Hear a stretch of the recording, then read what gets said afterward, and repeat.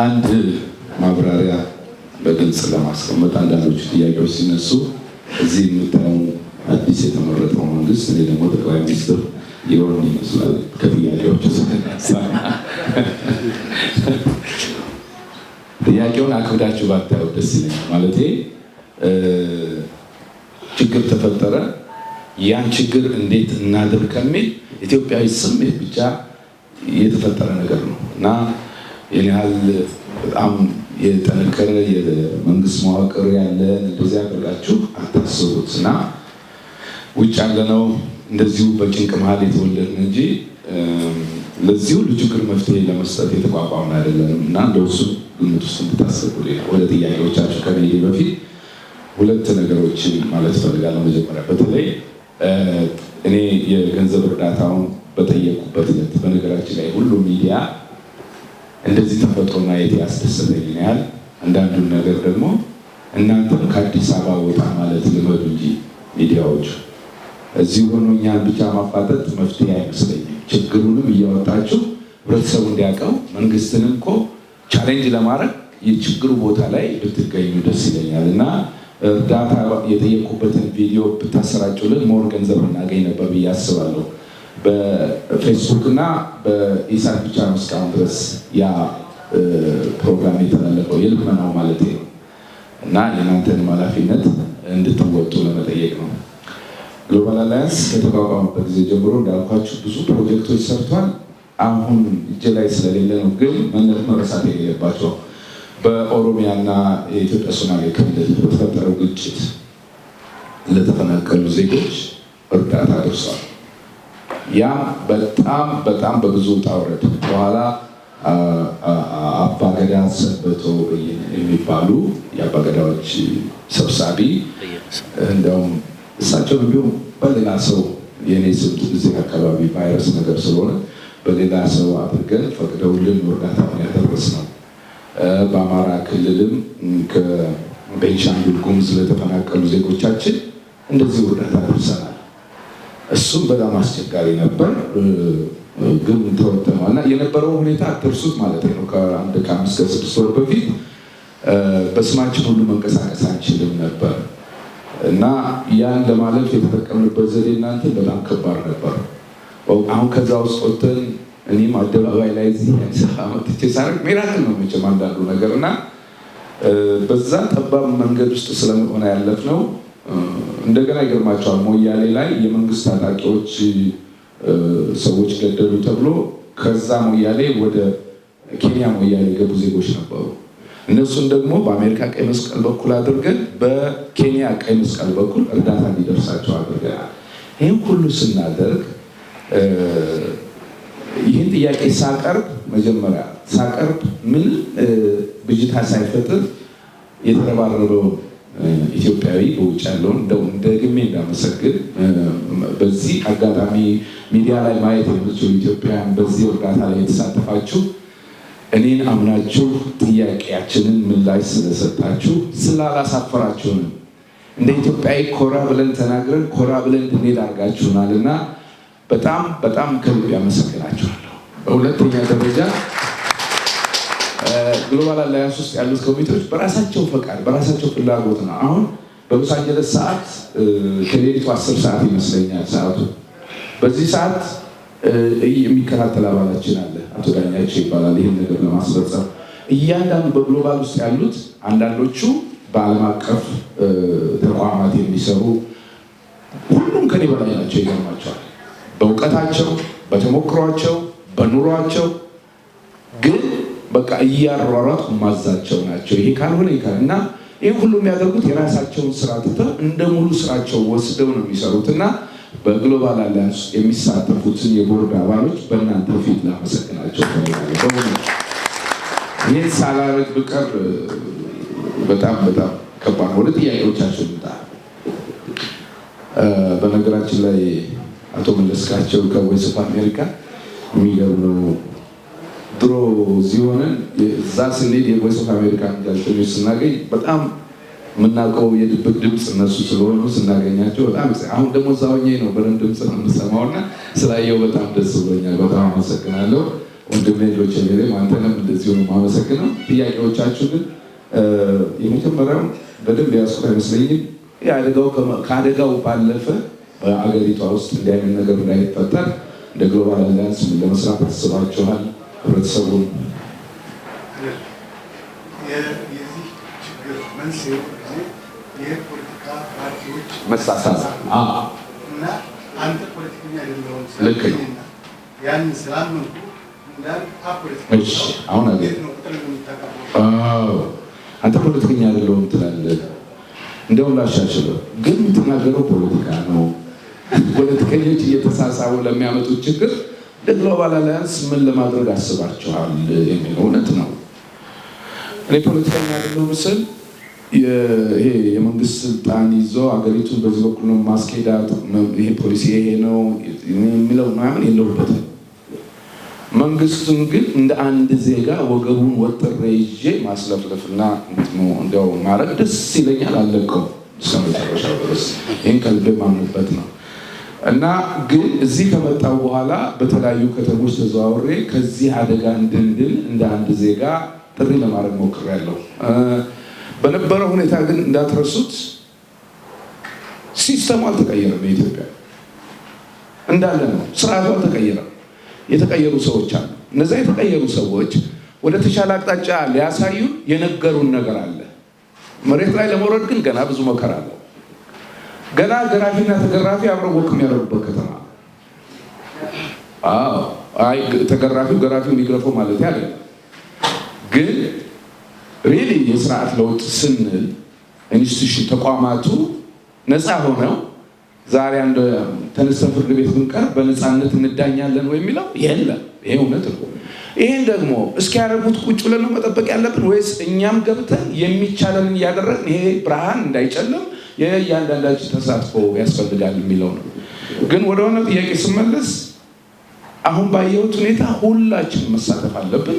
ስመለስ ግሎባል አሊያንስ በዚህ ዙሪያ መስራት ያለበትን ነገር እነማንን ይዞ ይሄን ነገር አገር ለማዳን የሚጠቅሙ ሰዎችን አሰባስቦ ይሄን የፖለቲካ መሳሳት እንዲቆም ዜጎች ደግሞ የዜግነት መብታቸውን ጠብቀው በተለይ ደግሞ በቁስል እየነካኩ እሳት የሚጨሩትን በግልጽ እያጋለጡ ህብረተሰቡ አብሮ የሚኖርበትን ዘዴ የሚፈጥሩበት አንድ የሆነ ነገር መድረክ እንዲፈጥር ጥረት አደርጋለሁ። እሱን እንነጋገርበታለን ብዬ አስባለሁ።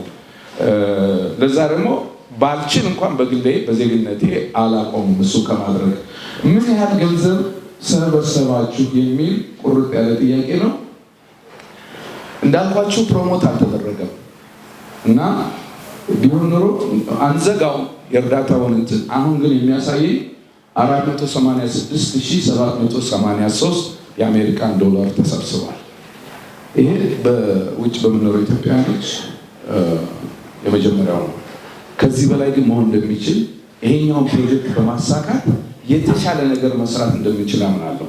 ህብረተሰቡን በተለያየ ምክንያት እንደ ኢሳት አይነቶችን ሚዲያዎች ለማቋቋምና ተቋቁሞም 8 ዓመት እንዲጓዝ በመላው ዓለም ሲዘዋወር የህብረተሰቡን ስሜት አይቼዋለሁ። ሰርተን ካሳየነው መርዳት የሚችል አቅም ያለው ጥሩ ልብ ያለው ኢትዮጵያዊ ነው በውጭ ያለውና ከዚህ የተሻለ እናደርጋለን። ይሄ ፕሮጀክት ግን ወደ ተግባር ተለውጦ የተባለው ቦታ ላይ ደርሶ የህዝቡን እምነት ማግኘት አለበት። ለዚህ ደግሞ እዚህ ያለው ኮሚቴ ብቻ ሳይሆን እናንተ ኃላፊነት አለባችሁ። ዳር ቆመን እንዲህ ለምን ሁላችን ስንለው ይኖርን ነው። አሁን ግን ገብተን ሁላችን ነው ይሄን ነገር በዚህ አድርጉት ይሄን በዚህ አድርጉት ማለት መቻል ኃላፊነት እንውሰድ። በድምጽ የመረጥነው መንግስት እስኪመጣ ድረስ እያንዳንዳችን ኃላፊነት እንውሰድ። እቺ ሀገር የሁላችንም ነች።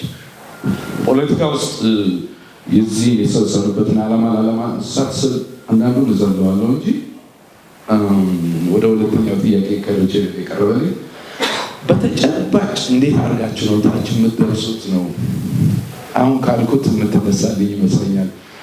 በተጨባጭ ማቀው የነበረው አልቅሶ መለመን ነው። ከዛ በኋላ ከዚህ ብር ላይ አንድ ሰው አንድ ብር ይበላል ብዬ አላስብም። በእውነት ነው የምላችሁ። ለምን እነዛን ህፃናት ያየ እኔ እንደው ደግሜ እንደ ዜጋ ጋዜጠኝነታችሁን ትታችሁት እንደ ዜጋ የተሰማኝ ልንገራችሁ።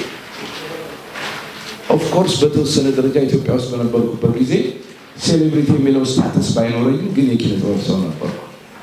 ብሔራዊ ቲያትር እንደው 1500 ነው መሰለኝ አጠቃላይ ቁጥሩ 1700 ስገባ የሚጮህ ሰው ነበር እና ትንሽ አቅሜን ያህል የሚያጨበጭብ ሰው ነበር። በዛ ሰዓት ሳይሆን ስገባ የጮሁት ጩኸት እኔ ከሆነ አደጋ ላይ ይጃቸው የምወጣ አዳኛቸው አድርገው አዩኝ። ያ የእውነት አሁንም ሳስበው ይከብዳል። እውነቴን ነው የምላችሁ። ሰው አጥተው ድረሱልን ነበር የሚሉት እና በዚህ መንፈስ የተሰበሰበን ገንዘብ እያንዳንዳቸው ኃላፊነት ነው። እኔ እንደ ጋዜጠኛ ቆሜ ምናምን እንዳትሉ ኃላፊነት አለባችሁ። ለምንድን ነው ሌላ ሰው ሄዶ እንዲጠይቃቸው እጃችሁን አውጥታችሁ የምትጠይቁት? ዛሬ ይህን ስብሰባ ስንጨርስ ሂዱ እናንተ ምን ልርዳችሁ? እኔ ጋዜጠኛ ነኝ፣ አቅም የለኝም፣ ግን ምን ላድርግ በሏቸው። እነዚህ ዜጎች የፖለቲካ አጀንዳ የምናራምድባቸው አይደሉም። እናቶች ናቸው። 2 ህፃን እንደዚህ ይዛ አቅፋ ታጠባለች። ምን ላርጋት? በእውነት ኢትዮጵያዊነታችን የተፈተነበት ሰዓት ነው። እነዚህ በእግራቸው ቆሞ የራሳቸው ኑሮ እስኪጀምሩ ሌላውን ነገር እንደ ዜጋ እናንተ ራሳችሁ ግዴታ አለባችሁ። ይሄ ስሜት ነው እነዚህን ኮሚቴዎች አብረን እንድንሰራ ያደርገን እንጂ የተመራረጥንበት አጀንዳ ፖሊሲ ምናምን የለንም። ሁላችንም ኃላፊነት አለብን። በእውነት ነው የምላችሁ።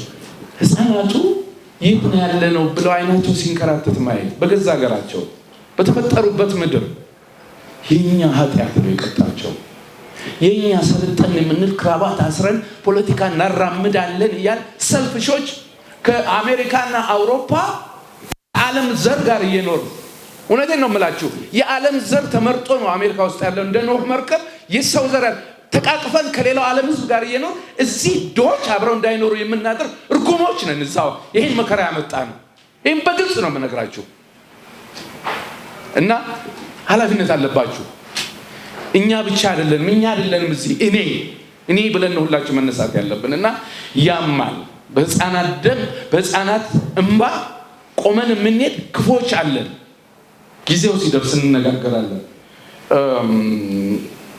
በጣም ይቅርታ። ፖለቲከኛ ቢሆን እንደዚህ ያህል ነበረ። ያው ነው አይተወረብር ነበር። ግሎባል ምን አስቧል ነው። ግሎባል እስካሁን ያደረገው እንደነገርኳችሁ በቃ ችግር ሲደርስ ለችግሩ ሮጦ መገኘት ነው። አስታውሳለሁ አንድ የጋምቤላ ፓስተር ጋምቤላ ውስጥ የተካሄደው ነገር ውስጥ የማጋለጥ ለውጭ ሚዲያዎች ተብሎ ታስሮ ነው እና ተፈቶ የሚሄድበት አልነበረም። በድብቅ የሆነ ተወሰነ ጊዜ መኖሪያ ፍራንክ እንሰጥ ነበር። በጣም ብዙ ነው። እንደ መንግስት ልክ መንግስት እንደሌለ እኛ እንደ መንግስት የሚደወልልን ከየአረብ ሀገር እህቶቻችን ላይ የሚደርሰውን እንዲህ አድርጉ በምን አቅማችን ድረስ በጀት የለ ምን የለ ልመና ነው በጀቱ። አሜሪካን ሀገር በሳውዝ አፍሪካ አድርገው በላቲን አሜሪካ በኩባ በምን እስር ቤት አጨናንቀው ፀሐይ ካየን 1 ዓመት ሆነን ብለው በሆነ አጋጣሚ ለኢሳት ደውለው ተናግረው ስናጣራ እስር ቤት ውስጥ ከዓመት በላይ አሜሪካ ውስጥ እንደዛ መኖሩንም አናውቅም። እውነት ለመናገር የሚያለቅሱ ዜጎች ነበሩ። አንዳንዶች በአካባቢ ያሉ ኮሚኒቲዎች ሄደው ብሔራቸውን ይጠይቋቸው ነበር።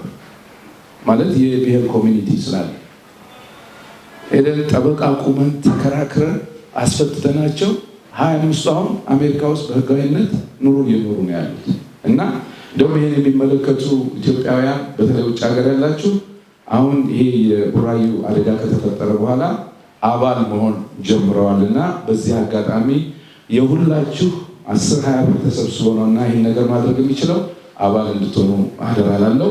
ሌላው ጥያቄ የቀድሞ ኢትዮጵያ ሰራዊት ሰብስበን ነበርና ምን ለማድረግ አስበሃል?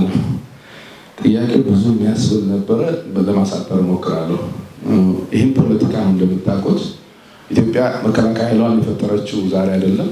ከ70 ዓመት በላይ ተገንብቶ ባህሯን አየሯንና የምድር ድንበሯን ሲጠብቅ የነበረ በአፍሪካ ስመጥር የሆነ ሰራዊት ነበራት።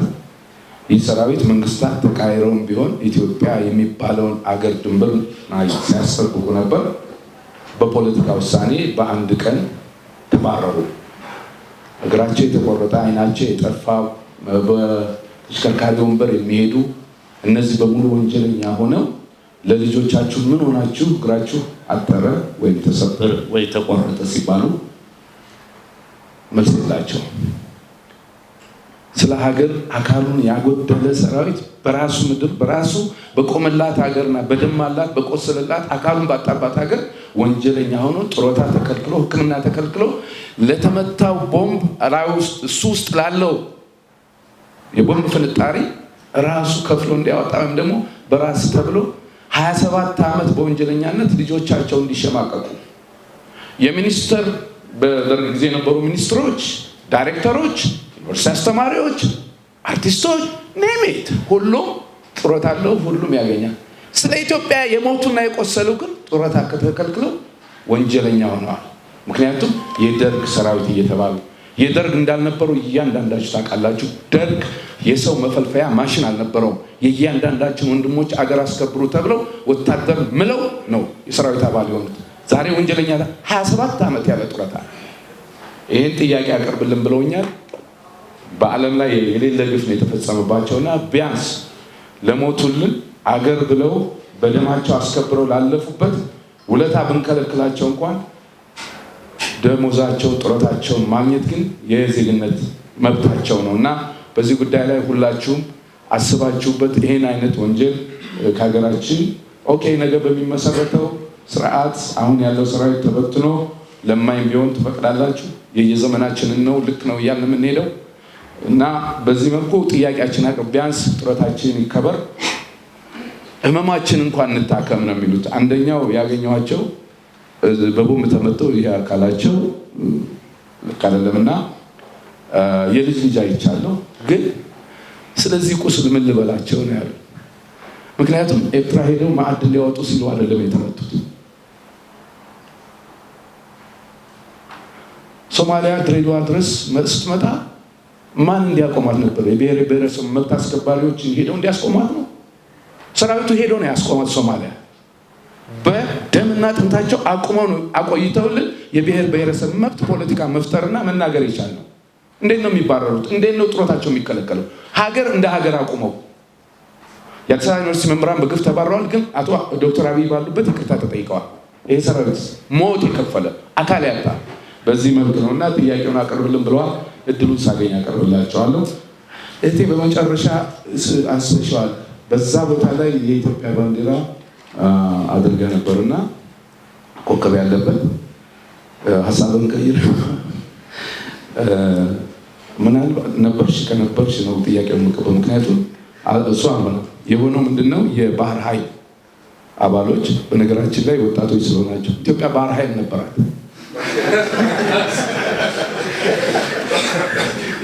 ኢትዮጵያ ከአሜሪካ ከአውሮፓ ባህር ኃይሎች ሁሉ ቀይ ባህር ላይ ልምምድ ታደርግ ነበር። ነጫጭ የሚለብሱ ባህር ኃይሎች ነበሯት። የባህር ኃይል ልጆች አባት ምን ነበር ሲሉ መናገር አሁን አይችሉም። እንኳን ባህር አንዳንዴ አዲስ አበባ ውስጥ ውሃም እያጣን ነው እና ባህር ኃይል ነበራት። የባህር ኃይሉ የመጨረሻ መርከቧ ላይ ራሳቸውን እየገደሉ አብዛኛዎቹ ሲወድቁ በባህር ኃይል ሕግ ባንዲራውን አውርደው አጣጥፈው ይዘው ያመለጧሉ። ይሄ መታሰቢያ ይሁን ብለው የሰጡኝ የኢትዮጵያ ባህር ኃይል አርማ ነው። ባህር ኃይሉ ሰማያዊ ነው አርማው ምንድን የሚባለው ሰንደቁ እና እዛ ላይ የኢትዮጵያ ባንዲራ አለበት። ኮከብ ያለውን የኢትዮጵያ ባንዲራ አልነበረም፣ አልሰጡም። እንዲያውም በነገራችን ላይ ለጋዜጠኛ አንድ ጫፍ ሲያገኝ ማስፋት ስለሚችል ላስፋላችሁ ለእናንተ እንዲጠቅም በአዴን ስብሰባ ላይ ሄጄ ነበር ተጋብዤ። ግን ካሉት ድርጅቶች እሱ ብቻ ለምን እንደጋበዘ ሌሎቹንም እንዳጋበዙ ይራሱ አዝኛለሁ። እና ወደ አዳራሹ ሲገባ ይሄ አሁን ያልሽው የኢትዮጵያ ኮከብ ያለበት ባንዲራ እና የብአዴን ባንዲራ ይሰጣሉ በላይ እሱን አልነካው ነው ብዬ ባዶ እጄን የገባሁት። ምክንያቱም አንደኛ አላምንበትም፣ ሁለተኛ ጥያቄዎች አሉ። ስለዚህ የኢትዮጵያ ሰንደቅ ዓላማ የብሔር ብሔረሰቦች መብትን ይመለከታል ነው የሚሉት እዛ ላይ ያለው ሰማያዊ። እሱ ሰፊ ዲቤት ስላለው በመጀመሪያ በስነ ስርዓት የነዚህን የብሔር ብሔረሰቦች መብት በህግ እናስከብረው። ሰንደቅ ዓላማው ላይ በማስቀመጥ የሚመጣ መብት የለም። አሁን እሱ ዲቤተብል ነው። ስለዚህ ብንከራከር ዋጋ ስለሌለው እኔ አላምንበትም ማጠቃለያው አላምንበትም። እንደውም አሁን ለምናየው ቡራዩም ሆነ በሶማሌ ክልል ኦሮሚያ ላይ በትግራይና በጎንደር ሌላም ላለው ግጭት ቦምቡ እሱ ነው ብዬ ነው የማምነው። ስለዚህ እሱን በፖለቲካ ውይይት ላይ እናነሳዋለን፣ እንዘለዋለን። አንዳንድ ተፈናቃዮች ወደ ቦታው አንሄድም የሚሉ አሉ። ተመልሰን አንሄድም እዛው ቆያለን እና በተግባር እንዴት ነው የምታስታርቁት የሚል ጥያቄ አንስተውብኛል። እኔ በማምንበት እንግዲህ ይሄ ችግር ይፈጠራል ብለን ስላልተስማማ ማነው ስላላወቅን ግሎባል ተሰብስቦ በዚህ ላይ ውሳኔ አልወሰንም። ስለዚህ የኔን አቋም ነው የምናገረው። እኔ በማምንበት ሁሉም መሬት የኢትዮጵያ ካርታ የተሰመረበትና ዓለም አቀፍ ሕግ የሚያውቀው የኢትዮጵያ መሬት የኢትዮጵያኖች መሬት ነው። ስለዚህ አንዱ ዛሬ ከዚህ ተነስተህ ዛሂድ አንተ መጤ አንተ ሰፋሪ በእኔ እምነት ኢትዮጵያ ውስጥ የባሰ ጦርነት ያመጣል እንጂ መረጋጋት አይፈጥርም። የመጀመሪያው የችግሩ መንስኤ ይሄ ነው። መሬት የኢትዮጵያውያን ነው። ማንንም የማባረር መብት የለውም። በየትኛውም የኢትዮጵያ ግዛት ውስጥ ወይም አስተዳደር ውስጥ ክልሎት ስም የፈለጋችሁ መሬቱ ግን የኢትዮጵያ ነው። የትም ሄደን ህግ አክብረን የመኖር መብት አለ። ስለዚህ ይሄ የኔ ሀገር ስላልሆነ የኔ ክልል ስላልሆነ የሚለው የበለጠ የጥፋት መነሻው ነው። እንዳውም የችግሩ መነሻ ይሄ ነው። አሁንም ይሄ ወደ ፖለቲከኞቹ ስለሚሄድ ያኔ እሟገትበታለሁ። ስለዚህ ዜጎች አሁንም ከተፈናቀሉበት ቤታቸው ተመልሰው መግባት አለባቸው። ያን ካላደረግን ማፈናቀልን ህጋዊ እውቅና እየሰጠን ያለን። ነገ ደግሞ 3 ያበዱ ወጣቶች ተሰባስበው የሆነ አርማ ይዙና ያባርራሉ። እናንተ ደግሞ በዚህ በኩል መሬት እንፈልግላችሁ ነው የምንለው። ችግሩን ለማድረግ ይሄ መሬት የጋራ መሬታችን መቀበል ያስፈልጋል። የሰከሩ ፖለቲከኞች በየቀኑ በናወዙ ቁጥር የሚናገሩትን እየያዝን የሰው ህይወት ላይ ባንቀልድ ጥሩ ነው። ይሄኛውን የዘለልኩት ጥያቄ ካለ አስታውሰኝ። ግን እንደዚህ ለፖለቲከኞች ጋዜጠኛ ቁጭ ብሎ ተጠይቄ ስለማላውቅ ለማመለጥ ምናምን እየሞከርኩ እንዳይመስላችሁ። ዘልየው ከሆነ ደግማችሁ ጠይቁኝ። የጋሞ ተወካዮች አቶ አለየው አሉ አይሆን አሉ ቢሄዱ እንጣላለን። ችግሩን ስንመክር ነበሩ። በነገራችን ላይ በጋሞ ልብስ ሳይወትና አሁን ደግሞ የተለያየ ስለሆነብኝ ነው። የጋሞ አባቶች መጥተው የመከሩን ምክርና ባህላቸው እኛ በለመድነው ዘመናዊነት ልንናገር ስንሞክር አስቆመው በጸሎት በምክር ከዛ በኋላ መፍትሄ የሚሆነው አሁን ለተፈጠረው ችግር የነገሩንን በእውነት ኢትዮጵያውያን ሁልጊዜ ማዝነው ሪቻርድ ካንሱን ስቲች የተባለ ፈላስፋ እየተባለ በውጭ ፍልስፍና አእምሯችን አደንዝዘ ነው የራሳችንን ሰዎች ማዳመጥ ስላቃተን እንጂ ለዚህ ሁሉ መፍትሄ የሚሆን በኢትዮጵያን አባቶች ውስጥ አለ። በየትኛውም ቦታ ብትሄዱ የችግሩ ምንጭ ሰለጠን የሚለው ተማርኩ የሚለው ክፍል የሚያመጣው ችግር ነው እና አባቶች የመከሩ እሳት ይዘው የመጣውን በሳር ነው ቀጥ ያደረጉት። አገሪቷን ሊያፈርስ የነበረውን ነገር ቀጥ ነው ያደረጉት። እነዚህ አባቶች አዳምጡን ብለው ነው የለመኑት። ሌላ ጥያቄ እኮ አልጠየቁ ነው። ስለዚህ የእነሱን መንገድ መከተል አለብን። አብዛኛዎቹ ተጎጂዎች የጋሞ ተወላጆች መሆናቸውን አይተናል። በዚህ በዘመኑና በእናንተ አጠራር ግን ሁሉም ኢትዮጵያውያን ናቸው የተጎዱት። እዛ ውስጥ ቋንቋቸው የተለያየ ኢትዮጵያውያን ብዙ አሉ። አብዛኞቹ ጋሞዎች ቢሆኑ እና የችግሩ ተጠቂዎች እዛ አካባቢ ብዙ ናቸው። ቅድም ባልኩት መሰረት ሁላችንም በውስጡ ተሰባስበን ይሄን ችግር ለማስወገድ ነው። የኮሚሽኑ ችግር ነው፣ የመንግስት ችግር ነው የምንልበት ሰዓት አይደለም። ቻሌንጁ ለራሳችን ቀርቦልናል። ኢትዮጵያ በይቅርታ በመደመር ግንቡን አፍርሰን ድልድዩን እንገነባለን። እነዚህ ነገሮች ሁላችንም ያስማሙናል። ስለዚህ እንዴት እነ ኮሚሽነር እንዴት እነ ታማኝ እንዴት እነ ያሬድ እያላችሁ እንዳትጠይቁ፣ ሁሉንም አሳትፉ። ኑ በዚህ በኩል ይሄን እናድርግ፣ እዚህ ጋር የተረሱ አሉ፣ እዚህ ጋር ቀዳዳ አለ እያልን ሁላችን አብረን እንስራ። ገንዘብ መጠኑን ቅድም አልተናገርኩም። 13 ሚሊዮን ኢትዮጵያ ብር ነው የሰበሰብነው እና ደግሜ አመሰግናለሁ። የዘለልኩት ጥያቄ ካለ የለም አይደል? በግሌ ለመጠየቅ እንዳሰባችሁ አውቃለሁ። ለሱ ቦታ እንፈልጋለን፣ ግን እንደው አክብራችሁኝ እንደው እንዲጸጥ ብላችሁ ሳታስቸግሩ ስለጠየቃችሁኝ ከልብ አመሰግናለሁ። እግዚአብሔር ይስጥልኝ። እንግዲህ አንዳንድ ነገር ይሆናል ብለን አናስብም፣ ግን መሆን ይችላል እና ይህ ሁሉ የሆነው ግን ሁልጊዜም ተአምር መስራት የማያልቅበት ኃያል አምላክ ነው ያደረገው እና ክብር ምስጋና ለእግዚአብሔር ይሁን። ሌላው ሁልጊዜ ውጭ ሀገር ሆኜ ሳይ አንድ ቀን ሀገሬ እንደዚህ ትሆን ወይ ብዬ የማስበው እንደዚህ የተለያየ ማይክሮፎን የተለያየ ሚዲያ ኑሮ የምናየው መቼ ይሆን እያልኩ ቀናለሁ። ኬንያን በተለይ የኬንያን ሳይ ማዕት ቲቪ ምናምን ይላል፣ የኛ ግን ሁልጊዜ አንድ አይነት ማይክ ስለማይ ይገርምና እንደዚህ የተለያየ ማይክ ማየቴ በራሱ ተአምር ነው እና በጣም ደስ ብሎኛል።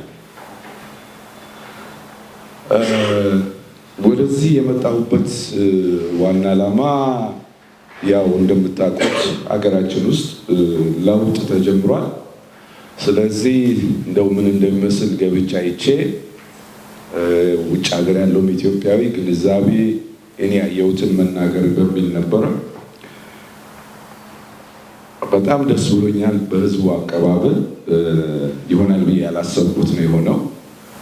ለህዝቡ ይህን የምገልጽበት አቅም የለኝም። እንደገና ሚዲያ ካገኘው ይህን አጋጣሚ ተጠቅሜ አቅሜ በላይ ነው እና በጣም በጣም አመሰግናለሁ ለህዝቡ። በነበረው ሁኔታ በጣም ደስ ብሎ ነበር። የቡራዩ አካባቢ አደጋ እስኪፈጠር ድረስ እና ያ አደጋ ሲፈጠር ግን በእውነት ልቤን የተሰበረውና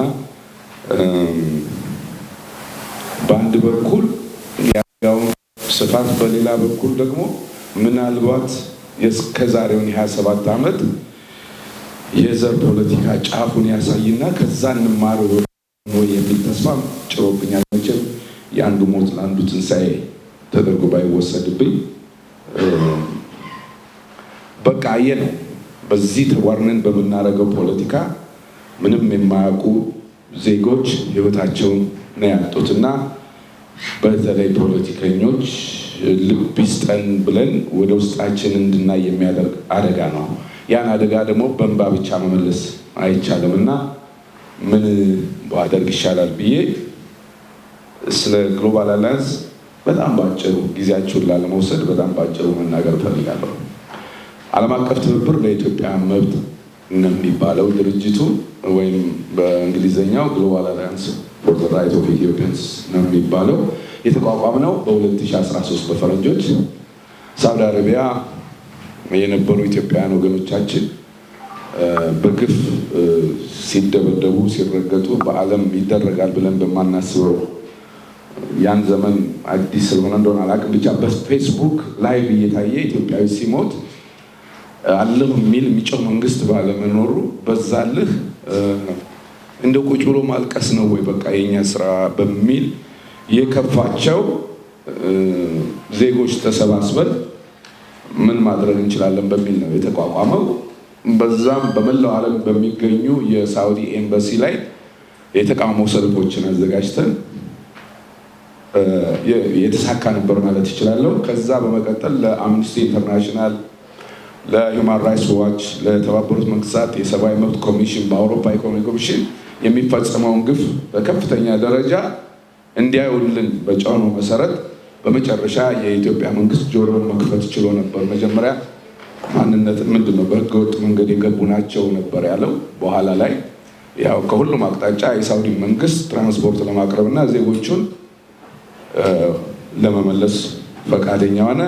ለጊዜው ደግሞ ይሄን በምን አድርገን መርዳት እንችላለን በሚል ገንዘብ በማሰባሰብ ሊስቱን አሁን ስራ ላይ ያስኩ ይቅርታ ጠይቃቸዋለሁ። ወደ $250,000 የሚሆን ለትራንስፖርት የሚሆን IOM ለሚባለው ግብረሰናይ ድርጅት በማስረከብ እንቅስቃሴያችን ጀመር። ከዛ ጊዜ ጀምሮ በተለያየ ሁኔታ በኢትዮጵያ ላይ የሚደርሱ የመብት ረገጣዎችን፣ በዜጎች ላይ የሚደርሰው መከራ፣ በተለይ ደግሞ ውጭ ሀገር ወጥተው በመንግስት ጫና መጠጊያ ያጡን ሁሉ በመርዳት ስንሳተፍ ቆይተናል እና ከ13 እስከ 18 ማለትም ለ5 ዓመት ምን አደረግን የሚለውን አሁን ብዘረዝር ጊዜው ስለማይበቃ እንደውም ማስታወሳቸውን ዝም ብዬ በትንሹ ነግራቸዋለሁ። በአንድ ወቅት ከ30 የማያንሱ ጋዜጠኞች የእናንተ ጓደኞች ናቸው በአንድ የተሰደው ኬንያ ይገባሉና ሲወጡ ያው ድንገተኛ ስለነበር ወዴት እንደሚሄዱ ምን እንደሚያደርጉ የት እንደሚጠጉ ማያውቁም ነበር። ሶሎኛን ኮንታክት ያደርጉናል። ለጊዜ ያደረግነው ሁሉንም ለአንድ ወር የሚሆን ቤት ተከራይተን በየቦታው ማስጠጋት ነበር። ይህን የምናደርገው ህዝቡን እየለመን እባካችሁ በማለት ነው። በአንድ ወቅት እንደምታስታውሱት በኢትዮጵያ ሶማሌ ክልል የተፈጥሮ አደጋ ረሃብና ችግሮች ሲፈጠሩ ኢትዮጵያ ውስጥ ረሃብ የለም በሚል መንግስት ዝምታውን በመረጠበት ጊዜ እንግሊዝ ሀገር ከሚገኝ የሙስሊም ቻሪቲ ጋር በመተባበር ራሳችንን ደብቀን እነሱም ራሳቸውን ደብቀው ውሃና ዘይት ዳቦ ለማቅረብ ችለናል።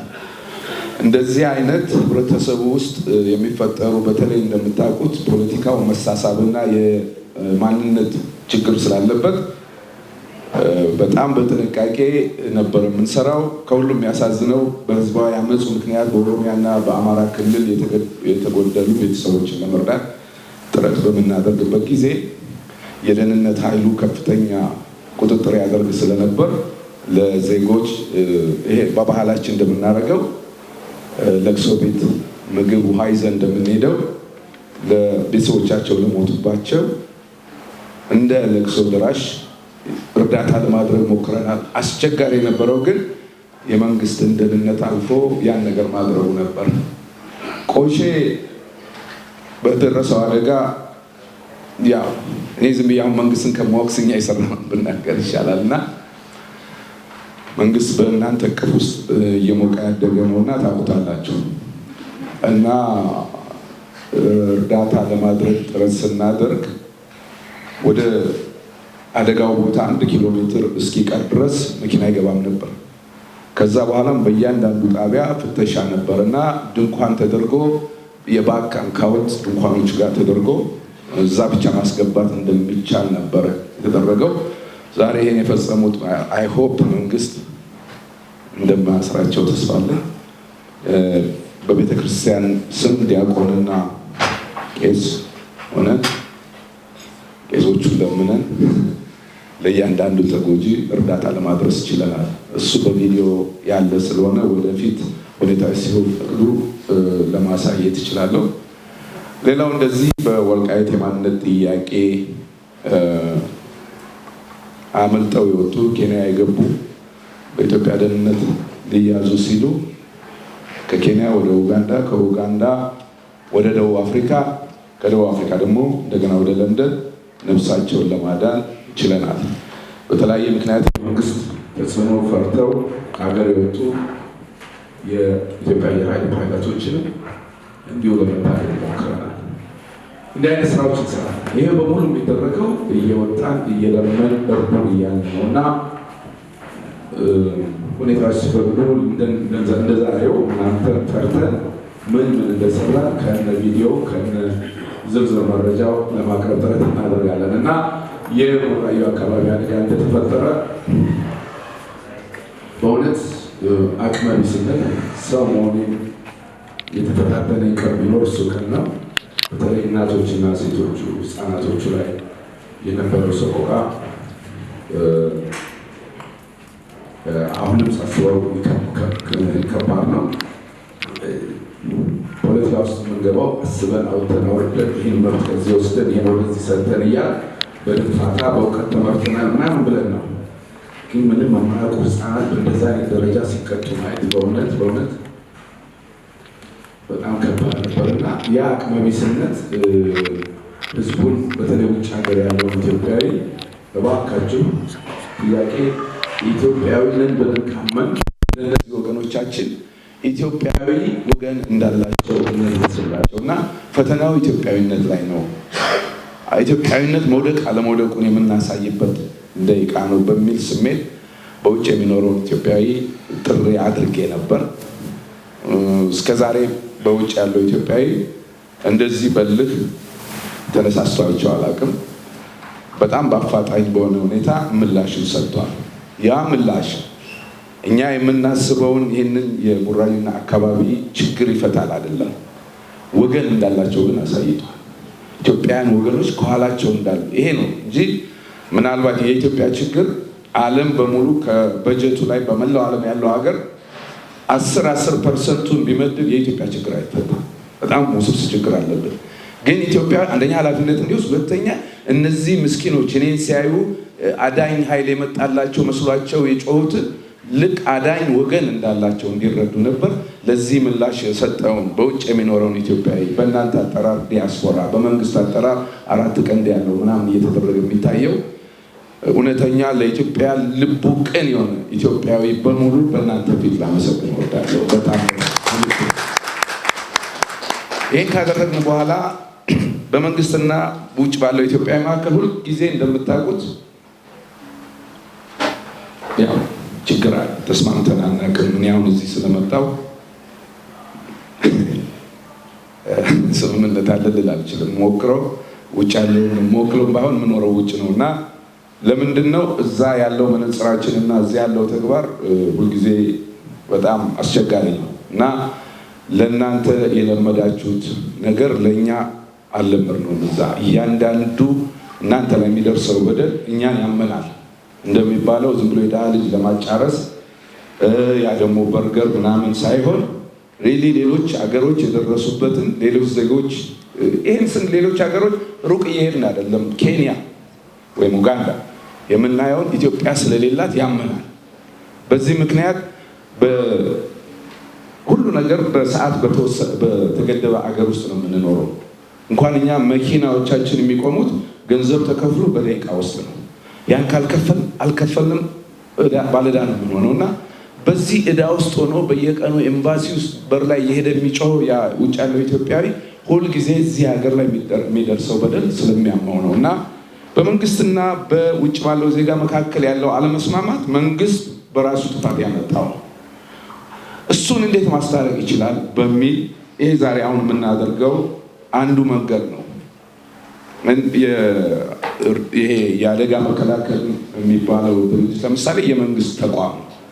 ይህ ተቋም ከዳር ሆነ ዝም ብለን ልንወቅሰው እንችላለን፣ ልንረግመው እንችላለን። ግን አሁን አብሮ በመስራት ጉድለቶቹን በማሳየት እኛም ያለንን በመርዳት በጋራ በመስራት ለህዝባችን ጥቅም ማምጣት እንችላለን እና አሁን እዚህ ላይ የምታዩቸውና ዛሬ ያልተገኙት የተስማማ ነው። እናንተ ገንዘቡን አመጣችኋል። በምን መልኩ እናድርገው፣ እንዴት ለተጎጂዎቹ ይድረስ የሚለውን በጋራ ልንሰራ። በዚህ አጋጣሚ ኮሚሽነር ምትኩን በእናንተ ፊት ላመሰግን እወዳለሁ። በፈለጋችሁት መንገድ ጉዳተኞቹ ይረዱ እንጂ መንግስት ከእናንተ ጋር ሆኖ እናንተ የምታቀርቡትን ጥያቄ ለመመለስ ፈቃደኛ ነው ባሉን መሰረት የለም ስቲል ገና መተዋወቃችን ስለሆነ አካውንታችሁና አካውንታችን አይነካካ ሁሉ አልናቸው። እሺ ብለው አዲስ አካውንት በመንግስት የተፈቀደ እንዲከፈት አድርገው ከዛ እንግዲህ ያለውን ዲቴል የተስማማንበትን እንገልጻለን። በዚህ መሰረት ተጎጂዎቹ ከዛሬ ጀምሮ ሊያገኙ የሚገባቸውን እርዳታ እንዲያገኙ ከህፃናት ዳይፐር ጀምሮ ፕሮፖዛሉ እየተጻፈ እዚህ የምታዩቸው ኮሚቴዎች እያጸደቁት መንግስት ደግሞ የራሱ መዋቅር ስላለው ታች ድረስ ወርዶ እርዳታውን ለማድረስ የሚያስችል አቅም ስላለው እኛ ደግሞ ሚዲያውን ጨምሮ እየተከታተለ በትክክል መፈጸሙን መቆጣጠር እንደሚችል ስለተስማማን በዛ መሰረት ገንዘቡን ርክክብ እናደርግና ይህ ኮሚቴ በሚያደርገው እንቅስቃሴ ለእናንተ ሪፖርት እየተደረገ የመጀመሪያው የስምምነት ፕሮጀክት ተፈጻሚ እናደርጋለን። በዚህ ውስጥ ሁላችንም መተባበር አለብን። አሁን በነገራችን ላይ ይህ አደጋ እንደተፈጠረ ጣት መጠቋቋም ተጀምሯል። ለእኔ አደጋው የተፈጠረው ወይም አደጋውን ያደረሱት ኢትዮጵያውያን ናቸው። አደጋ የደረሰባቸው ኢትዮጵያውያን ናቸው። ልዩነታችን ለማስፋት በምናደርገው ጥረት ሁሉ እያንዳንዱን ነገር ከልዩነት ነው የምንጀምረው። በበጎ እንውሰድ ከተባለ ለለውጡ ባለቤት ቄሮ ነው፣ ፋኖ ነው፣ እነንትና ናቸው የኮፒራይት ብዙ ክርክር ይመጣል። ይሄ ሁሉ ለልዩነት ያለንን በጎነት ነው የሚያሳየው። ማለት በቃ ሁሉን ነገር በልዩነት ማየት የ27 ዓመት ፍሬ ሆነው እንጂ ለውጡ ብዙ ኢትዮጵያውያን የሞቱበት ሁሉም ኢትዮጵያውያን ተሳትፎ ያደረጉበት ነው። ስለዚህ እባካችሁ ለእያንዳንዱ ነገር የመለያ መንገድ አንፍጠርለት። በጣም በጎ ያደረጉ እነዚህን እንባ የጠረጉ አደጋው እንደተፈጠረ ከየቤታቸው ላስቲክ፣ ዳቦ፣ ውሃ ምን እያያዙ የሮጡ ኢትዮጵያውያኖች አሉ እና ያረግን ጨምሮ ምንም የማያውቁ ደግሞ ቆንጨራ ይዘው ዱላ ይዘው ሴት ሳይል ደግሞ ስንፈልጋቸው ኢትዮጵያዊ ሳንፈልጋቸው ሌላ ልናረጋቸው አንችልም። የወንጀሉም የመልካም ምግባሩም ባለቤቶች እኛ ኢትዮጵያውያን እና እባካችሁ ለእያንዳንዱ ነገር የልዩነት ምክንያት አንፍጠር። ወንጀል ሰርተናል ኢትዮጵያውያኖች፣ መልካም ነገርም አድርገናል። ወንጀልና ክፋታችንን እያረምን መልካም ስራ እየሰራን ይችን ሀገር ወደ ከፍታ የእያንዳንዳችን ጥረት በማድረግ ከፍ እናደርጋት። ለልዩነት አይሮኖ ህገ መንግስቱም ይፈቅዳል መሰለኝ በቃ እሱን ማድረግ እና ክፉ መሆንን ይፈቅዳል መሰለኝ። ለክፋት ልቦናችንን እንከልክለው። አሁን ወደ ሌላ አርዕስት ስለሚሄድ ማይክ ከያዝኩ አለቅምና ነገሩ ይቀየራል። በዚሁ ባጭሩ ላቆም ይሻላል። አለዚያ ደግሞ ሌላ ጦርነት ይጀምራል። እግዚአብሔር ይስጥልኝ። አመሰግናለሁ። ትንሽ ግልጽ ብቻ ለማድረግ ነው። በደንብ ተጠቅሷል ሁሉም ሀሳብ። የአደጋ መከላከልና ዝግጁነት ሁልጊዜ እንዲህ አይነት ችግሮች በሚያጋጥሙ ጊዜ ገንዘቦቹን ሰብስቦ ከውጭ የሚመጡ እርዳታዎችን የሚያስገባበት አንድ የባንክ አካውንት አለው። የመጀመሪያ የመጣው ጥያቄ ወደዚህ አካውንት ይግባ የሚል ነበር። እዛ ላይ የተለያዩ ውይይቶች ካካሄድን በኋላ ለብቻው መንግስት ከሚያውቀው ውጭ ወይም ከመንግስት ሌላ የሆነ አካል መንግስት ያልሆነ አካል አንድ ተከፍቶ ደግሞ በዛ የሚልም ሌላ ሁለተኛ ሀሳብ መጥቶ መጨረሻ ላይ ያደረገው ምንድነው የአደጋ መከላከልና ዝግጁነት ለዚህ ችግር ብቻ የሚውል በቀጥታ እዚህ ጋር የተገናኘ የሚወጣ ገንዘብ እንዲሆን አንድ አካውንት እንዲከፈት ትንሽ አስቸጋሪ ነበረ ከዚህ በፊት። ይሄን ለማድረግ ብዙ መንገዶች ያስቸግሩ ነበር። ቅድም ታማኝ አመስግኗል። ኮሚሽነሩን በድጋሚ እናመሰግናለን። ይሄ አካውንት በተለየ መንገድ ታይቶ እንዲከፈት ተደርጓል። ከተከፈተ በኋላ ደግሞ ጥሩነቱ ምንድነው? እዚህ ያሉ ቅድም የጠቀስኳቸው 14 ኮሚቴ አባላት ሌሎችም ቅድም ታማኝ እንደጠቀሰው ሚዲያም አባላት በደንብ በሚያዩበት ሁኔታ አንዳንዱ ገንዘብ የቱ ጋር እንደዋለ የቱ ጋር ሊውል እንደታሰበው ጭምር የትራንስፖርት የአበል ምናምን የሚባሉ ወጪዎች ከዚህ ገንዘብ ጋር ምንም ሳይገናኙ በቀጥታ አደጋው የደረሰባቸውን ሰዎች ለመርዳት ብቻ የሚውለውን ታይቶ ከተረጋገጠ በኋላ ገንዘቡ እንዲወጣ በሚል ተስማምተን ያ በጨረሰው መሰረት ነው ይህ አካውንት የወጣው። ስለዚህ በቅድሚያ አካውንቱ የወጣውን ለእያንዳንዳችሁ ላይደርስ ይችላል፣ ግን ወይም ፎቶ አንስታችሁ ተወስዱታላችሁ። እዚህ ላይ በተጠቀሰው መሰረት ካሜራ የሚታያችሁ ከሆነ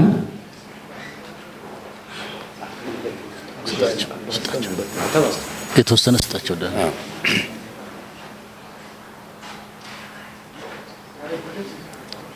ያው ካሜራ ማንስሮ ዙም ያናለው ብዬ ነው። ይሄ አካውንት በትክክል ተከፍቷል ወይስ አልተከፈተም የሚለውን ለማረጋገጥ ደግሞ በጣም የሚገርማችሁ እዚህ መካከላችን የመጡ በአቶ ፈቃዱ ወዳጆ ስም ደግሞ 20 ሺህ ብር የገባ አካውንት እዚህ አለ። ስለዚህ በትክክል ወጣ ነው ማለት ነው። እሳቸውን እናመሰግናለን።